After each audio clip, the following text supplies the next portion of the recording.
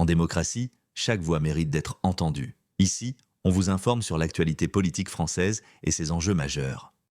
Alors que les vagues de chaleur s'intensifient en France, la climatisation est plus que jamais au cœur du débat public. Entre nécessité pour la santé publique et impact environnemental, faut-il restreindre son usage? N'hésitez pas à donner votre avis dans les commentaires. Un grand débat du jour. Le grand débat, c'est de savoir si la France est suffisamment climatisée ou non. D'un côté, les pro-clim, dont Le Figaro, qui relève que les Français sont de plus en plus nombreux à investir dans des climatiseurs, non sans une certaine culpabilité, mais qui se demandent si cette culpabilité, je cite, est vraiment justifiée. La réponse, on l'aura compris, est un peu dans la question.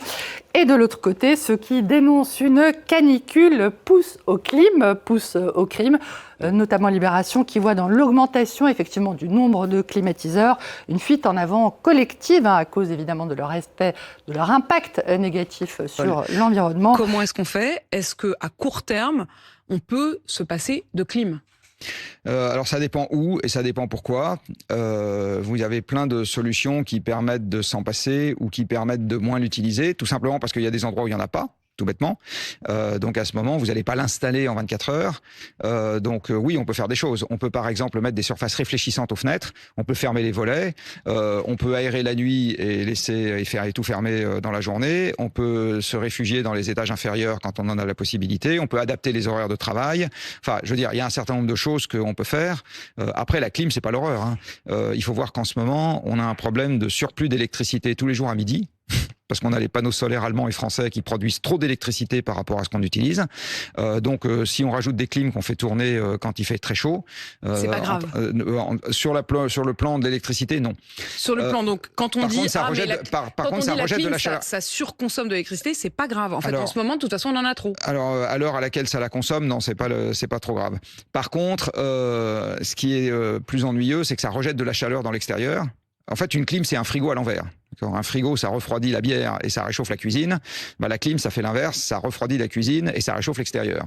Donc, si vous commencez à avoir beaucoup de clim partout, ça crée un surplus de chaleur dans la rue. Net, voilà. Clair, partout? Partout où vous utilisez la clim, ça c'est clair. Mais pour autant, on n'a pas interdit les frigos? Non. Mais c'est pas exactement la même puissance. C'est pas la même puissance, mais c'est la même logique. Oui, la clim qui refroidit ce studio, là, c'est pas le volume d'un frigo. Hein, non, ça, j'imagine bien. Mais dans un sens, j'ai envie de vous dire, si on a la clim ici dans ce studio, puisque comme vous le dites, effectivement, il fait une température tout à fait agréable dans la pièce où nous nous trouvons, vous et moi, pourquoi est-ce que les Français, qui parfois vivent dans des bouilloires thermiques, n'auraient pas le droit, eux aussi, de se retrouver dans un endroit où ils se sentent bien?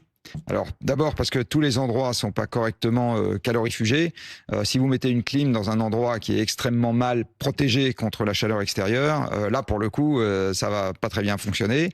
Et puis ensuite, il y a des endroits où, encore une fois, vous n'avez pas nécessairement besoin d'avoir de la clim. Mais est-ce que ça ne devient pas un problème social? C'est-à-dire qu'au fond, pourquoi est-ce que certains pourraient se payer la clim, j'ai envie de dire, et d'autres pas? Mais ça, c'est vrai pour tout.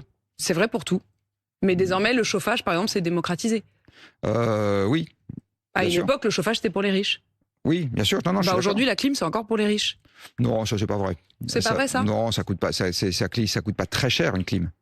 L'installation d'une clim? C'est pas le sujet. Après, la question. En tout cas, idéologiquement, il n'y a pas de problème majeur avec la clim. En tout cas, moins qu'avant. Alors, le problème majeur avec les canicules, c'est pas trop la clim. Le problème majeur avec les canicules, c'est tout le reste. C'est-à-dire? C'est le fait qu'il faut quand même manger. Et qu'une agriculture dans un monde qui se dessèche, parce que les canicules, c'est pas juste un problème de température, c'est un problème d'eau aussi. Bon.